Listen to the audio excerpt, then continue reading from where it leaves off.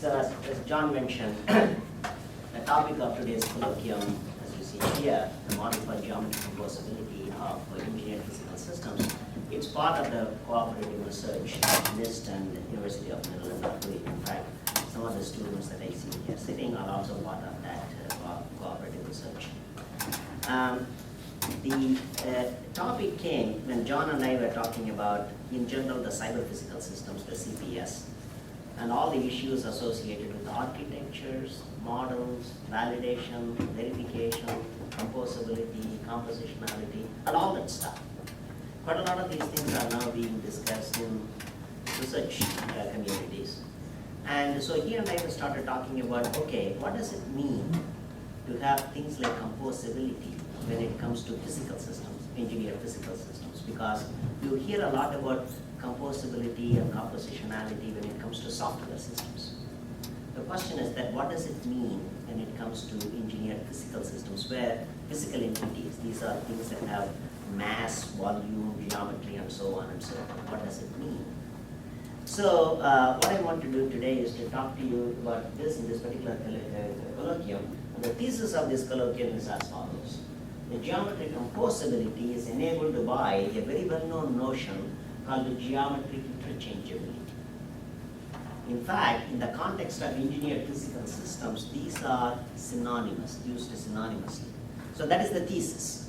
So what I'm going to do is to lay some evidence before you to support this thesis, and we can discuss this further. Because if this were indeed the case, then we know quite a bit about how people deal with the geometric composability of engineered physical systems, and people are still working some more on that. All this is in the context of manufacturing assemblies.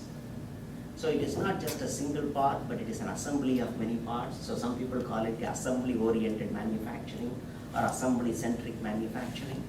So when you want to manufacture products that are assemblies of parts and subsystems, then you get into this situation where the geometric composability is enabled by geometric interchangeability. So you will hear a lot about what interchangeability means, and they are synonymous. And also, additional remark that I want to make is that the engineered physical systems are fundamentally different from software systems. Because first, you cannot manufacture identical copies of physical components. So even if you have another devices such as this one, I can guarantee you that geometrically these things are not identical, because you can never make identical copies. Secondly, there is a very common phrase that engineers use that two physical components are interchangeable in an assembly if these two have the same form, fit, and function. In fact, that just rolls off their tongue very easily. And there's a very good reason for it, because these three words, form, fit, and function, capture quite a lot of the relevant facts that engineers care about when they are trying to put things together to form an assembly. And it turns out that the geometry and materials are the two major deciding factors. There are other deciding factors too, but the geometry and material turn out to be the two major deciding factors when you consider the form, fit, and function. Now in this, the moment you see form, you already know that it is related to geometry, right? Because form is almost synonymous with the geometry, shape, and so on. Fit is another interesting fact. Now anyone who has assembled the furniture know that how important it is when you put things together that they have to fit together. And this is particularly true in mass production, where you don't have time to do trial and fitting. Things have got to fit the moment you bring them together. And if you don't have proper fit, either they are interfering, so you can't even put them together, or even if you put them together, if they are too loose, then there will be a lot of jamming and rattling and things of that kind, which can degrade the functional performance of this particular assembly. So it is extremely important from a fit perspective that you pay a lot of attention to geometry. But material also gets involved in this fit, because how flexible the particular part is dictates how you can assemble them together. And thirdly, the function. So the function of the part is, because the function performed by that particular part depends both on the geometry as well as the material. So the geometry plays a very important role in all the three of them, but materials also play an important role. But what I will do today is to focus mostly on the geometry side. there is a whole topic that is related to geometry, to material, that we can address separately. And I think there are even separate colloquia, material science and engineering colloquia there, where they talk about the materials issues, which are extremely important. But for the sake of today's colloquium, I will focus on geometry. Now, this is an interesting example of how a typical engineer might communicate the information about a particular part if he wants that particular part to be manufactured in an interchangeable manner. So think of this particular part as one part that goes into an assembly, and the designer is giving the specification to the manufacturers. So that's why this is sometimes called the product manufacturing information, PMI. So from the assembly perspective, if you want to manufacture this particular part so that it goes into an assembly, the designer says that it has to satisfy the kind of specifications called the dimensioning and tolerancing specifications, as you see here. Now, some of the tolerances, like 10 plus minus O2, you know that, what it means, more or less. But if you look at some of the specifications such as this is a flatness tolerance, 0.03 units here. I will say a little bit about flatness in one or two slides later on. But what it is that if you look at it in general, this is what I call the engineering hieroglyphics. It's almost like the Egyptian hieroglyphics. So it's complete with cartouche actually. You can see that there is a cartouche around here. And this is a language that over a period of time, in the last 100 years or so, people have developed this language from practice. And now this particular language in the last 20 years has been given a much more rigorous semantics. Okay? So it's a 100-year-old language which has undergone in the last 20 years or so a much rigorous treatment in the form of formal syntax and semantics. So this is the type of the drawing, and this is one of the more recent version of the specification. About 100 years ago, people started sketching the drawings and then giving dimensioning and tolerancing in a very rudimentary manner, plus minus tolerances. But more and more people are adopting the more extensive types of specification as I showed here. Now, very often people think of it as just a drawing with annotation, which is true because it requires a human being to look at it to make some sense out of what you see here. But starting in the mid-1990s, we started introducing, in fact, the reason why I show this picture is that I was involved in a project where we did this for the first time, and we introduced the dimensioning and tolerancing in a three-dimensional geometric model. So on the left, what you see is an assembly. So if you pull any particular component out here, so this is the detailed specifications of various tolerances of various types that you see here. What it tells you is that what is the allowable variation that the designer is willing to tolerate, at the same time ensuring the function of the particular assembly. So that is the contract that the designer signs when it has the specification. And the manufacturer has got to manufacture it according to this specification. The understanding is that if the manufacturer manufactures a part according to the specification, then any manufactured part according to the specification is interchangeable in the assembly. Okay? That is the key. In fact, it is this interchangeability of parts and components that go into the assembly is the one that is driving the global trade. If you don't have it, you cannot subcontract it to anyone else. You have to make everything in one single shop, and that, as you know, is impossible. Okay? So the entire thing that drives the modern manufacturing, global trade, worth several $1 trillion a year, is the notion of interchangeability. It is ensured by things of this kind. So the one point that I would like to make is that this is again something that I have been discussing with John.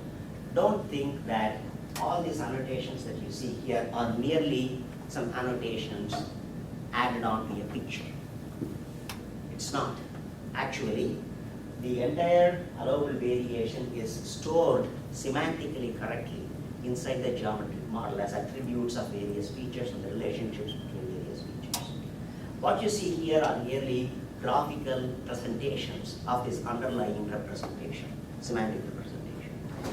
So that is one of the first information that I want to communicate to you that the models are now very, very prevalent, and they are very rich in their semantics. The should that is that if I have the semantics, now I can reason about the geometry, and when I change something, the otherwise things change, so that everything remains assemblable again. Exactly. If it is just an annotation, you know, guarantee that. Then it's only the human being who looks at that particular picture has any idea. Also, the semantic strength of this is that it drives manufacturing. When you start machining these things, then you can make intermediate measurements to see where you have to cut more and so on, where you have to adjust to some of the other things. So smart manufacturing is enabled by having this information. You can go directly from this to the program goes to the machine. Exactly. That. And inspection also, how you automatically inspect these things. So all these so-called smart capabilities in manufacturing of parts and the assemblies into which these things go is enabled by having this information in a rich, semantically correct manner. Now, you may wonder, how does the designer himself who takes on the responsibility to ensure the assemblability, the interchangeability, and in effect, composability, as I will see, as we will see soon. How does he do that? By doing various sorts of analysis. So there is a variation analysis, simulation analysis, the digital markups that you can do with the 3D models. And in the case where the parts can no longer be considered as rigid, because very often you can think of them as rigid parts and then see whether they will assemble. But if the rigid body assumption is not valid, then you can introduce the finite element analysis to simulate the deflection of these things. And another important part in any assembly is the effect of temperature. Because if two parts expand at different rates because they have different thermal coefficient of expansion, then that is going to cause a lot of problem. So all this sophisticated analysis can be done in 3D because you start with the models of this particular type. So this is the sort of the higher level picture, but the point that I want to make is that this was introduced around 1995. As I said, I was involved in that particular project. Now this has become more commonplace. So when you get the new PLM system that John talked about, they will have the 3D capabilities such as the one that I'm showing you. Yeah, and it will have even more sophisticated capabilities than what we introduced over 20 years ago. Okay, now what I want to do now is to go back. So I have told you what is the sort of the latest one. But I want to lay some evidence before you. This ideas related to models and variability in manufacturing, how we accommodate in this. This is a very old idea. This goes back to the days of Plato about 2,400 years ago, 24 centuries ago. Now there was this famous Plato's theory of forms. Now, I don't know how many of you had some kind of an education, classic or philosophy education where you studied the Plato's theory of forms. It was John excluded. It is part of the classic and philosophical education in almost every civilization that I know. Even I studied some of that. I didn't appreciate it at the time. It was kind of a chore, to study that. But later, again, about 20, 25 years ago, when I started doing the work that I just showed you, the glimpses of that I just showed you, I realized that in the so-called Plato's theory of form, which he developed for almost anything, he says that everything in the world can be understood using his theory of forms. But he gives a geometric example. That particular example struck a chord with me. So in fact, I was in a conference at Stanford about 25 years ago, and I happened to be in their bookstore, and I was browsing through some Dover classic books, and one of that was the Plato's book. And when I saw that, it struck me that this is exactly what we have been finally trying to do after 24 centuries. So I will just show you a little bit about what the Plato's theory of form was all about. So I split it into 3 screens. So the first screen, you will see that I give it both in the original Greek as well as the English translation. The reason why I give it in the original Greek is that I know that I have John here to check whether the translation is right, because there is one particular paragraph here which was, I could read only English. So when I read that in English translation, I felt that, is that really true? Because if it were, this is the first recorded instance in history of models and how the models reference a manufactured instance. Okay? So it is as basic and as powerful as this is. So in the first part, he just says that everything that exists has 5 things in it. The first three things are relatively easy. It is the name of the thing, a definition of the thing, and some image, as he calls it, of the thing. So let's look at what are the first three things that he wants to. And then he says that, well, this is true for all, but I'm going to take a geometric example. And I'm going to illustrate it with one example.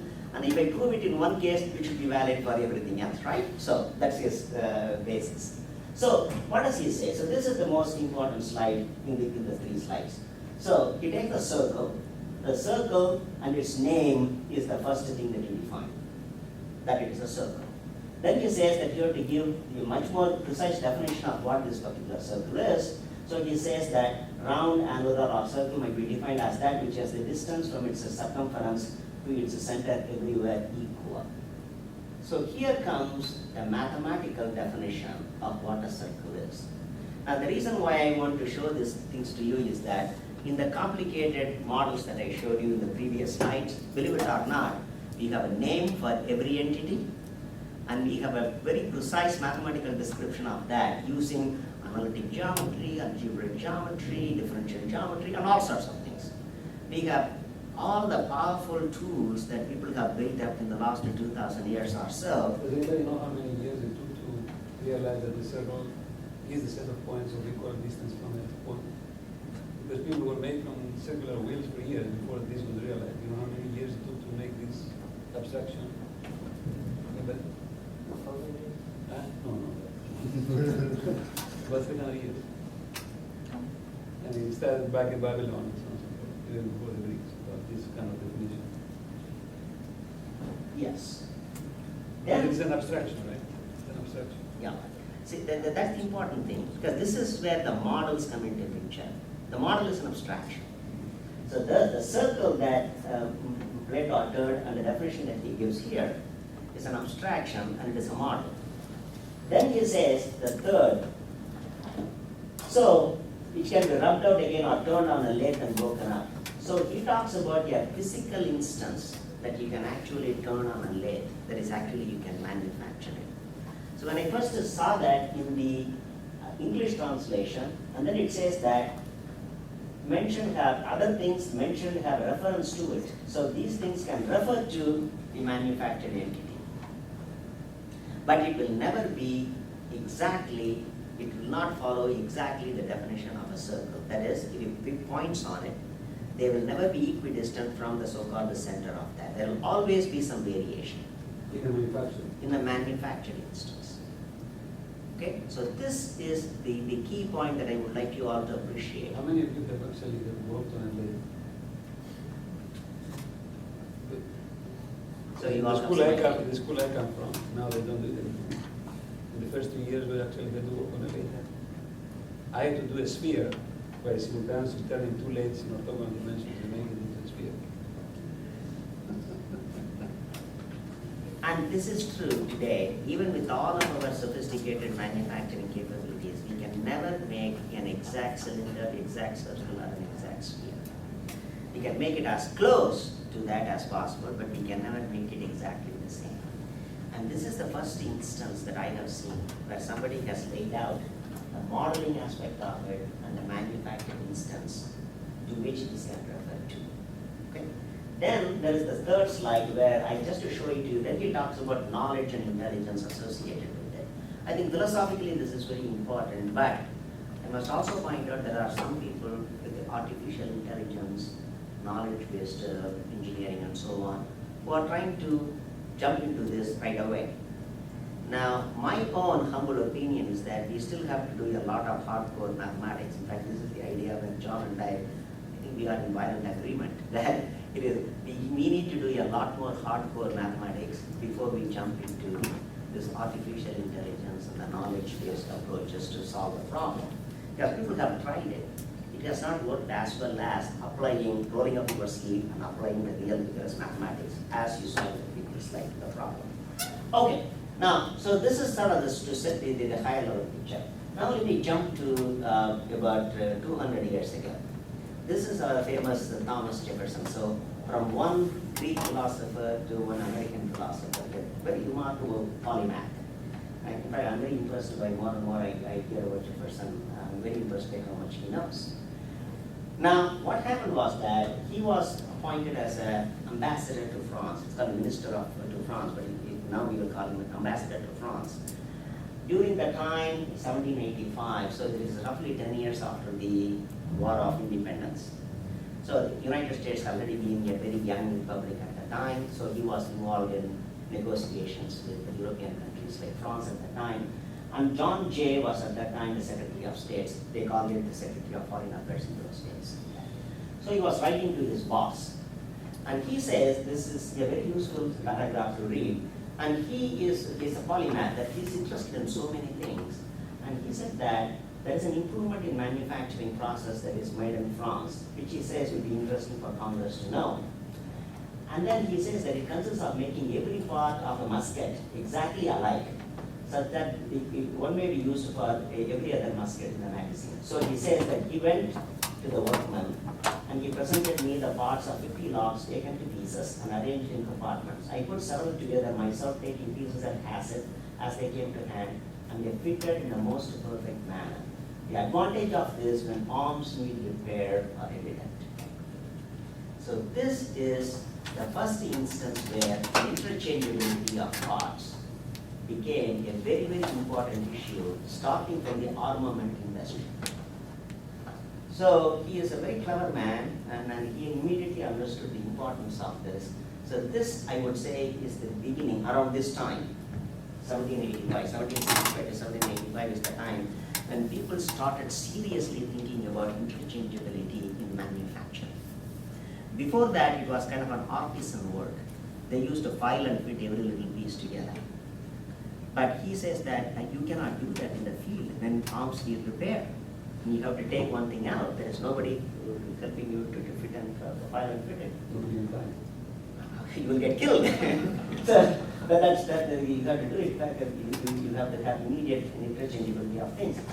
This has driven so much that the interchangeable manufacture originally started in France in 1765 under General Dubois. And later on, when Thomas Jefferson became the president, Eli Whitney sold a lot of ideas to the United States Congress, and he had the first major grant actually to produce arms. Then simultaneously in England, Mark Isambard Brunel, he is the father of the famous Isambard Kingdom rule, who became very famous later on. He had some interchangeable parts.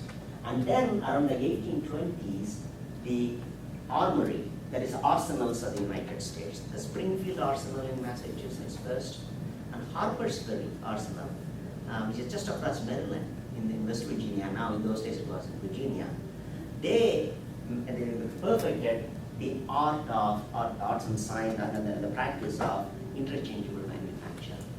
So much so, because it was perfected in the United States, it's called the American system. And I will tell you a little bit about what the American system is in the next slide. But soon afterwards, in the United States and other places, people started making clocks, sewing machines, reapers, bicycles, and so on, using the notion of interchangeable manufacturing. That is, these are assemblies where every part and every component is interchangeable. And finally, Henry Ford ended up in the automobile, Ford automobile line. It is all based upon the interchangeable manufacture for mass production, for mass assemblies of these parts. So what is the American system? It is supposed to be a rational jigs, fixtures, and gauging system. So in the sort of manufacturing that John just mentioned, if you really go and see a shop where they actually manufacture it, they have something called fixtures and jigs, where you actually clamp the material base, and then you bring in the drilling or milling or whatever it is, and then you have gauges which are pre-made, and then you can take them and then you can check whether you have manufactured it according to the specified dimensions or not. In fact, they even have go, no-go gauges so that you can check whether it is of the right size. The tolerances are within bounds. The variability is within the tolerances. Now, it is a radical departure from the file and fit craftsmanship. So till that time, all of manufacturing was done in an artisan manner, where people bring pieces together, roughly more or less assemblable, but then they have to do a whole bunch of filing and fitting to assemble them. And all the fixtures are designed with reference to a model, and gauges are also based upon this model. In fact, Henry Ford wrote an article in the Encyclopedia Britannica at the time on mass production. A famous word is that in mass production there are no fitter. The fitter is the guy who does filing and fitting at the last minute when you have to put things together. Just as an anecdote, I was told that till about 20 years ago, in aircraft manufacturing, they still used some shimming. Believe it or not. Okay? Even today, they do shimming. Because that's one of the things we try to eliminate as much as possible. Okay? And it's amazing how the last minute, while doing the assembly, how much of finer filing and fitting that people had done previously, but it's pretty much eliminated now in mass production. Yeah. So this is, interestingly, this is called the American system, because it was perfected in the American armories and then it was copied in the commercial sector. Then people from Britain came and studied it, because it was, the file and fit system was called the European system, including the British system. So they came and observed and they took back quite a lot of these things to Europe for mass production. The Brits still were writing about 10, 50 years ago, but also they still repeat it. You're bragging about it? Okay. They were bragging, they had handmade. Okay, so in the previous slide I talked about the model. Now, in the start of the 19th century, the models were mostly in the heads of the people and then they had rough sketches. There was no formal means of capturing the model, and the engineering drawings actually started capturing these models. The first American national standard for drawing appeared in 1935. Later on, it was picked up by the ASME, American Society for Mechanical Engineers. The ISO standards, the international standards, because ISO itself was created soon after the Second World War, and they started issuing the international standard, very similar to the American standard. So the drawings with the dimensions and tolerances, it is the first picture that I showed you, the picture with a lot of engineering and the hieroglyphs with a lot of symbols. So those were considered to be the models, right? Then only in the last 20 years, 3D geometric models with the dimensions and tolerances, with their semantic content, not just as presentations, only in the last 20 years this has started. So you see the journey. Just because Plato talked about it 2,400 years ago, we did not immediately adopt what he said or what is kind of contained in his philosophy. We wandered around, we did a lot of file and fitting, and then we realized that a model-based manufacturing is the key for the interchangeability of parts and for mass manufacturing. Okay, now, so the dimensioning and tolerancing, so let me talk a few words, a few slides about this, how the dimensioning and tolerancing have evolved in the last 100 years or so. It turns out that the congruence theorems play a very important role for theorizing about dimensioning. So one of the things that I do is that I ask students usually to draw a triangle and ask them to dimension the triangle. And while you are at it, can you also tell me how you would parameterize a triangle? So students do various interesting things, and these are some of the 3 popular ways in which people dimension a triangle. Now, so if I ask them then, can you tell me the justification, theoretical justification as to why you think that that particular way of dimensioning is valid, then they really usually have only an intuitive idea, but you can actually have a formal proof that these are valid ways to dimension a triangle, and by the way to parameterize it from the Euclid's elements of the triangle congruence theorems. I show this as an example because every high school student has gone through the Euclidean geometry, so he knows about that, even if he hadn't taken any mechanical engineering course later on. But it turns out that the congruence theorems provide the basis for a theory of dimension. So we are moving from the Plato's theory of form to a more modern theory of dimensioning, but using the congruence theorem. And it turns out that you can build the entire theory of dimensioning on the basis of congruence theorems. So this is we are very proud of it. This is the major accomplishment in the last 10-15 years, that we were able to come up with an entire theory for dimensioning based upon congruence theorems. The theory, very truly so, because it is based on theorems and proofs and so on that one. So now, if everything were to be done purely by dimensioning, then everything will be fine, because congruent objects are interchangeable, right? They are perfectly one and the same from a congruence perspective. But the reality is that we have two other axioms that come in the way. The first is the axiom of manufacturing imprecision, which says that all manufacturing processes are inherently imprecise and produce parts that vary. So this is the issue that we saw even with the Plato's theory of form. You can never manufacture a perfectly cylindrical object, and any two cylinders that you manufacture will never be identical to each other. The second axiom is the measurement uncertainty that says that no measurement can be absolutely accurate, and there is always a measurement uncertainty associated with it. Now, we all had known that, particularly in the organization that I work, NIST actually preaches this in a very strong manner. You know, NIST is the authority on all measurements in the United States. So if you have any doubt, you send it to NIST and they will measure it for you. But even the experts at NIST, when they measure, they give you a value, a number, plus an uncertainty associated. Because even they recognize and acknowledge that you can never measure anything exactly the same way. So there's always uncertainty associated with it. In reality, these two axioms must be considered operating in a real situation. There are people who build mathematical models where they think that one is absent and the other one is operating. That has happened, but in reality, you have to assume that both these things are operating. So, with this, let's now characterize interchangeability in a slightly formal manner. So, the interchangeable parts belong to an equivalence class. So, if you have taken a course in logic, basic logic, there is this whole notion of equivalence class. So, objects belong to an equivalence class if they follow the three important properties: the reflexivity, symmetry, and transitivity.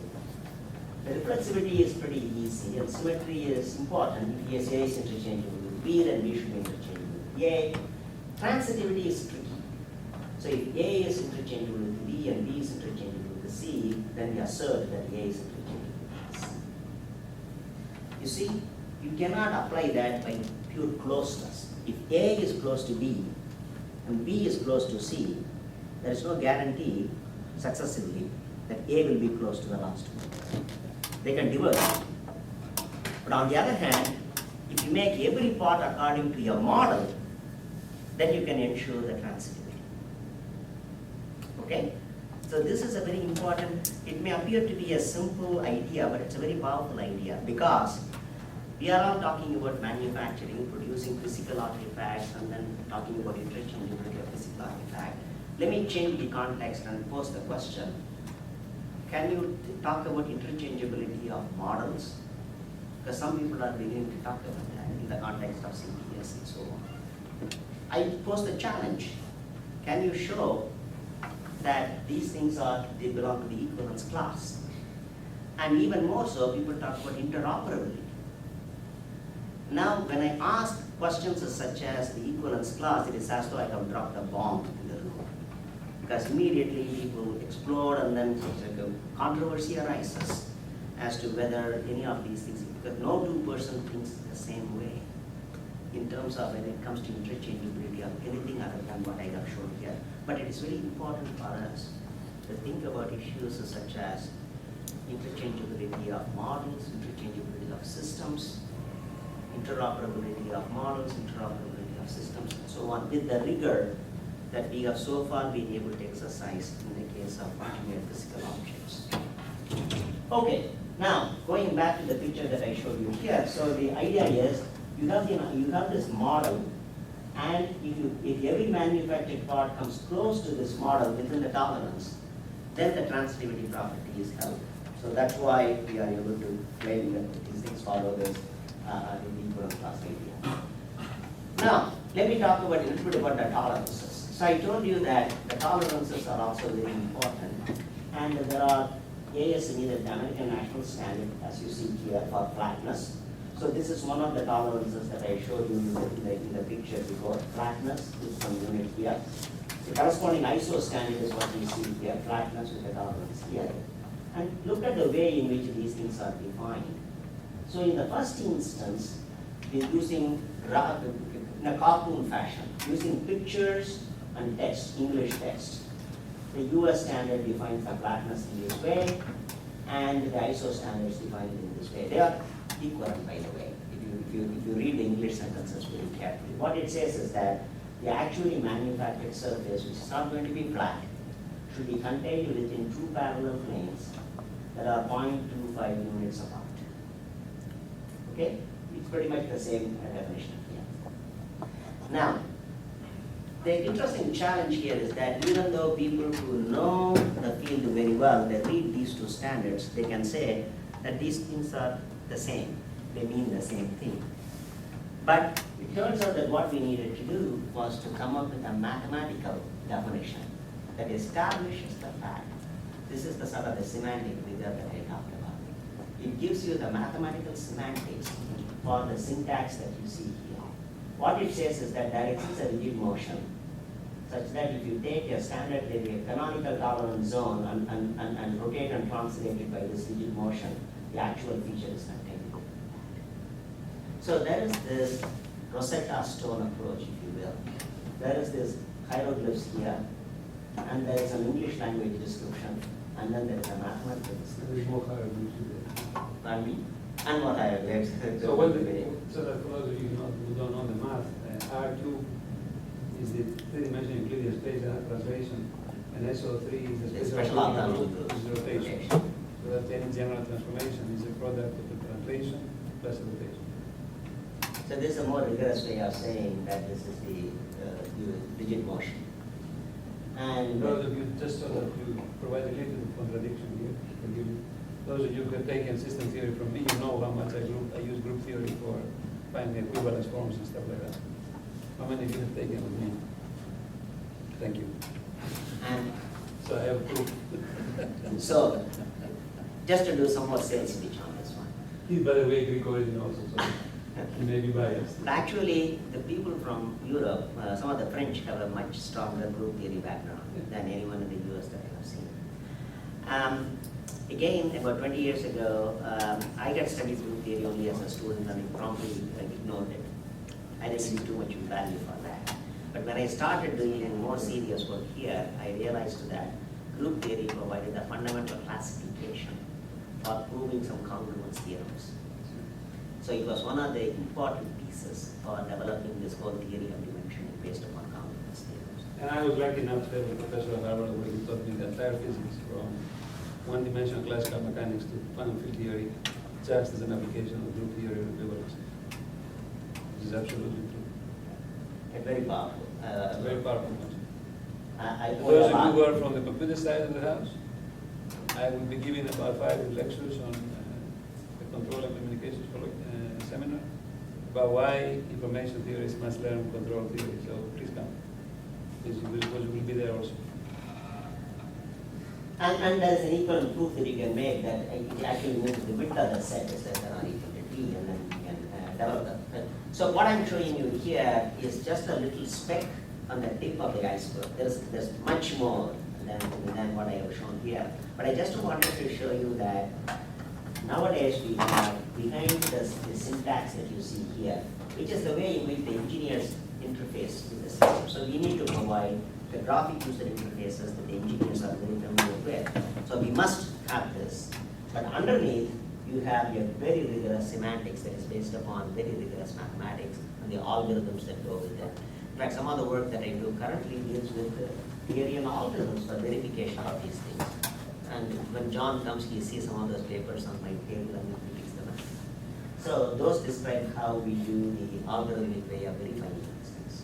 Okay, now recently I wrote a paper, the reflection on the role of, what is the role of science in the evolution of the dimensioning and balancing standards, because now the models are based on the science. Okay? So I recently wrote a paper, so I have brought that along, so during the roundtable discussion we can talk about some of that. So if you want more information, you get some of it from this paper. Okay, now let me come to the composability and interchangeability. You remember the thesis that I started with, that interchangeability enables composability? So the two aspects that people normally talk about when it comes to composability is modularity, and state independence. The modularity is that each part of the assembly is designed so that interchangeability is assured. It's a fundamental characteristic. of interchangeability and therefore modularity. Now, I will say a few more about it a little later. What it is that nowadays, the modularity is so much that not only is this particular part assemblable with this assembly, but it may also be assembled with another assembly that is of a slightly different nature. This is the so-called product family that people are talking about. Okay? So, very simple example, a tire is assemblable with the Ford Taurus, but it can be assembled with Ford Focus also. So, this is the modularity, the interchangeability notion is very directly applicable to the notion of modularity. The state independence is also very clear because independently people are going to be making different subcontractors are going to be making different parts and subsystems, and they are all going to be brought to an assembler who is doing the assembly of these things, and this is enabled only because of the geometry interchangeability. Now the validation and verification, this is interesting because when people do validation and verification in this context, the validation is usually with respect to the model. They validate the model to make sure that the designers, with all the dimensioning and tolerancing and so on that is incorporated in the model, ensures that this is assemblable. The verification comes with manufactured instance.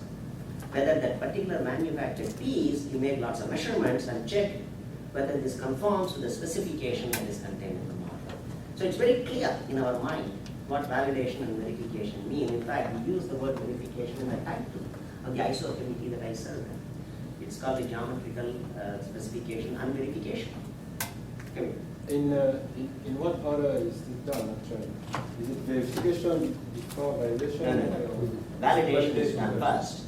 And in doing the validation, you may also have to conduct some experiments and you may have to make some measurements and so on associated with that. Some prototyping too. Pardon me? You need to do some prototyping. The hardware prototyping, you mean? In some cases, you have to do the hardware prototyping also. Or you may modify what is the verification test because of what you found out in validation. Okay, you may make it less strict or so on and so forth. You can loosen up the tolerance, for example, But or tighten up some rationally tolerance. thinking, first you validate the model that it can work. And then, depending on how much assurance you have that this will also lead to a verification test, you may bypass the actual experimental prototype, or you may have to do it. Okay. Now, so now let me talk, so far I have talked about interchangeably from the geometry perspective, geometry interchangeability. Let me ask you the question.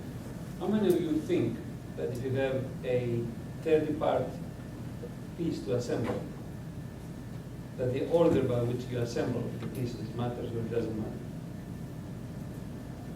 If it was truly interchangeable, if it is truly interchangeable, then I want some sample of answers. Any volunteer? No volunteer. Absolutely. Of course it matters. Absolutely it matters. Only in very trivial geometry doesn't matter. I can give you a very simple example. Okay? Try sometimes to reach the place where you have the oil in the car. Tell me how many times it's easier, how many times it's difficult. This is the subject of geometric reasoning. Because I have to reason about these pieces when I try to assemble. And it's not necessarily because you make them. In other words, the manufacturer's view of an object and the assembler's view of an object is not the same. So get used to that idea because it's very important. And it's not important for cheats. So electrical engineers lose the point completely from the start, especially computer engineers. And particularly when it comes to field repair, that Thomas Jefferson was very much worried about, it becomes a very important point. In order to reach a particular thing, you have to dismount or dismantle it in a particular sequence before you can access that. Think of it as a 3D jigsaw puzzle. You can't just take anything and then pull it out. You have to remove a few other things before you can reach that and then take it out. And this is taken very seriously when people design what program to put in those machines we use for drilling holes or cutting pieces for mechanical design, right? Because this sequence has to be executable in an easy way, and it has to be executed in an easy way when we have to reach only parts of the object for changing some parts. So it's not just enough to maintain the design, but as Srini said, you also have to consider maintainability. And there are also geometric reasons which is extremely important. You may have to change the way of the geometric design to ease the maintainability and the maintenance and repairing, because that has to do with costs and maintaining the product. Sometimes there's conflict. The same thing, think about, homes, right, that you are working on energy efficient homes, right? If you want to replace parts, you may have to manufacture the assembly differently to make it easier. If you have to take a lot of things out to reach the point, then that may not be a good design. So there is this whole field called design for manufacturability or design for assembly in that particular case. There is also a field now emerging called the design for disassembly because of sustainability. Because there are regulations that the manufacturer has to take the parts back, the product back, and he has to disassemble that before he can dispose that off. So, and also the ease of assembly, the maintenance, the design for assembly, the design for maintainability. So, this is interesting because if you look at the systems engineering requirements that people have, all these things are showing up. Okay? In fact, recently somebody from Siemens told me that one of the important things that they need to do for nuclear power plants is a decommissioning plan. That should be part of the requirements right at the very beginning. Makes a lot of sense, but we never did that seriously as a part of the requirement in the past. Okay? So disassemblies of this, disposal of these things are important consideration, requirements that you have to capture and then carry it through. Now let me talk about interchangeability in general. The geometry is only one aspect of it, so just because I talked about geometry a lot, don't think that that is the only one. It's an important one, but it's not the only one. The other aspects include material. This is what matter that John talked about at the beginning. The other processes, the heat treatment, annealing, anodizing, carburizing, and so on, they are all very important in this. And interestingly, the modern composite structure, so as you know, 787 is made with a lot of these composites. This is posing even more interesting challenges because the material is no longer homogeneous or isotropic. Okay, there are lots of fibers oriented in various directions, which means that the geometry and material are tightly interwoven, even internally within the skin of this. With things like reliability of the material and the aggregate properties of the materials, which are also intricately related to the geometry. How strongly you're winning the car, it depends what material you have. If the material is composite, in a certain temperature, it may start being, distorted. So it gets very, in other words, the annotation that he describes now, it's not annotation anymore. It's actually the logic of materials that goes and superimposed to the geometry. And now you have to have joint reasoning in geometry and materials to the design of this type. Just so you understand how much more complicated that is than designing just electronic chips. I'm not trying to be electrical engineers, I am an electrical engineer, just so that we don't oversimplify things. And the last point is that the variability is inherent in all these things. So when people talk about tolerances, don't just ignore them. They are the bread and butter in engineering, in actual practice and manufacturing and engineering. Now let me say a few things about architectures of physical systems. Now if you go and, you generally know what a rough idea of what an architecture is. Architecture defines what the various components are and how they are related to each other in a system. Now, if you go and talk to some major companies like Ford or Boeing and so on, they don't architect just a product. They actually architect a product platform. It's called a product families. Because they can afford to spend a lot of money only if they can spread the cost, the development cost, to multiple products. Okay, so they produce the product, and so there's a very big literature and there is a lot of practice. If you go and talk to major companies, they will tell you that they actually architect the product platforms first. And then you think about a common component subsystems and their interfaces are defined in these architectures. That is the key, because very often, from a standards perspective, I worry about what are the interfaces, because lots of standards occur in the interfaces. Sometimes they occur even in the interior, but a lot of them occur in the interfaces. And the place where the interfaces are defined is in the architecture. So that's why I'm very much interested. I'm not going to build a big system. I'm not going to build a plane, and I'm not going to build a car at NIST. But I very much would like to know how they are architected so that I can understand the use cases. That then tells me what the standards are that I may have to worry about in ensuring the interchangeability, the composability, and so on. Now, here, the common components that I refer to it's exactly the same reason why they want to worry about platforms. Because in a platform, whether it is, as I said, your Ford has a particular platform in that, but many of the products may use the same common subsystem, common component. If not, they cannot justify the cost of development of these things. Okay?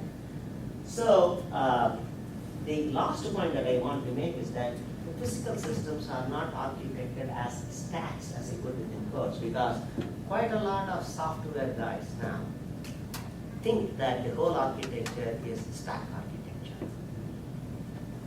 As I have shown you several examples, the brake systems and so on and so forth, do you see any stacks in them? In fact, the best abstraction in that is actually a connected graph.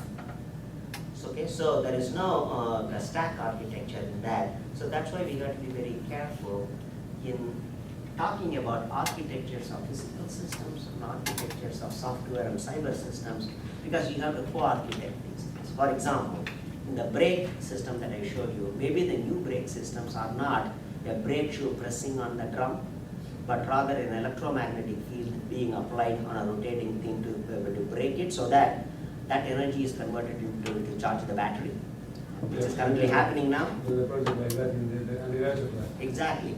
So now you see, you have a combination of physical system and cyber and software systems here. So you have to apply all the ideas, and you cannot just think of them as stacks. It doesn't help you if you just think of everything as a stack. So that is why we need to, in fact, next week, John and I will be in the CPS week, a panel on CPS architectures. And we want to make sure that we understand that in CPS, it is both cyber and physical systems together. The brake system actually is a very good example to describe the function very simply. I want to do something, whatever the something is, and stop when I'm traveling at 60 miles an hour in 120 meters or something. Very nice. The physical and cyber implementations of that, I know at least 10 different ones. Think about it. I know at least 10 different implementations of this particular simple function, which actually exists in actual cars. That means different combination of physical, physics, and cyber components to do these things. So think about that. And the future is going to be, how do we make the trade-off decisions? And they arise right at the architecture level itself. Okay? So these are very interesting things, and we can talk more in the round table in that. Now, so let me close with a couple of observations. Now that there's a nice story about King Ptolemy who came to know about Euclid's elements. And asked Euclid, there is a simple way to know geometry, to which Euclid said there is no royal road to geometry. You have to sweat it out. You have to study for years. Similarly, there is no royal road to geometry composability. It's learned through years of diligent study and practice, not just to study in universities. You have to practice in industry. It took me a lot of time to learn even some of the basic things in it. Unfortunately, there is no royal road to geometry, but what it tells me is that it makes me humble. I know that there is no royal road to cyber. I know that each one, the communication, each one is as difficult as some other inside of study. It takes decades of very diligent study to understand it. But at least what I want to do is that let's be humble about it. But we will try to make as much effort to learn the other people's trade, and then see how in the integrated picture that we have of our cyber physical systems, we can do a better job. And finally, in the Plato's Academy, there is an inscription that is written in a Greek like this. So it's very appropriate to ask John to translate that. So what does geometry flows with this is equal Well, to the geometry? literal translation, the exact word means nobody versed in geometry should cross this door. The more general metaphor is nobody who is not versed in mathematics should cross that door. Because geometry those days was the door of mathematics. And actually, the proof of that is the American Mathematical Society has exactly that symbol as their symbol. translated from the emblem you see on the outside of the books in journals from American Medical Society. I used to carry this outside my door, and I came to the assistant professor, and then some colleagues said, take this out because you're intimidating the students. So if you put it up in the model-based systems engineering lab, that is a very good access control. It won't make anything. Anyway. All right, so